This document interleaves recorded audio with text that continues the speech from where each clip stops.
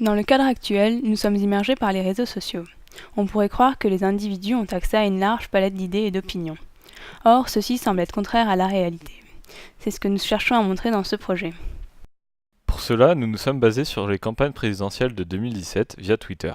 Nous avons créé un dataset d'études à partir de listes de politiciens que vous trouverez dans la description de la vidéo. Nos scripts sont codés en Python et utilisent l'API de Twitter avec la librairie Tweeton. La première partie de notre étude s'est basée sur les followers de politiciens. Dans ce graphe qui est codé avec la librairie D3JS, une arête indique un pourcentage minimum de followers communs. Le slider permet de faire varier ce pourcentage. Ainsi, on peut voir que les couleurs représentant les partis se regroupent. Cela signifie que les followers ont tendance à suivre les personnes d'un même parti. Dans la suite de notre projet, nous cherchons à montrer que les groupes se distinguent. Pour analyser et différencier les groupes politiques, nous avons d'abord commencé par étudier les hashtags qu'ils utilisent.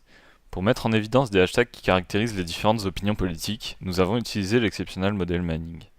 Il s'agit d'une technique qui permet d'extraire un sous-groupe intéressant parmi des données. On va donc transformer ceci en cela.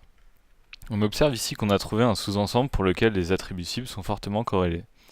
Nous employons cependant une variante plus simple nommée subgroup discovery où nous nous concentrons sur la distribution d'un attribut cible, ici l'opinion politique.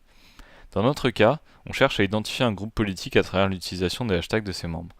On va donc trouver une condition sur la fréquence d'un hashtag qui réduit l'ensemble des données à un groupe composé majoritairement d'une seule opinion. En appliquant ça pour tous les côtés politiques et en séparant par période, on obtient ce tableau qui caractérise les groupes.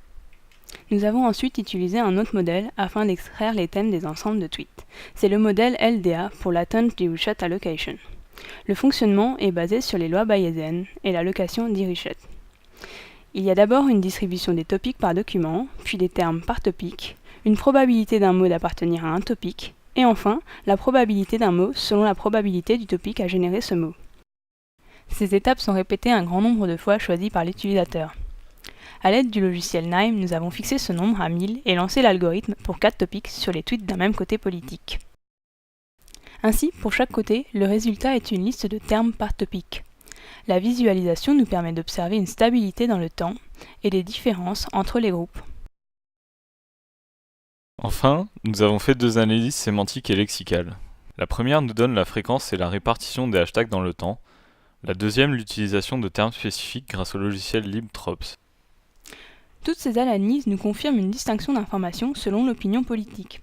Ainsi, si les individus ne suivent que certains des politiciens, alors ils sont restreints à une catégorie d'idées et de partage.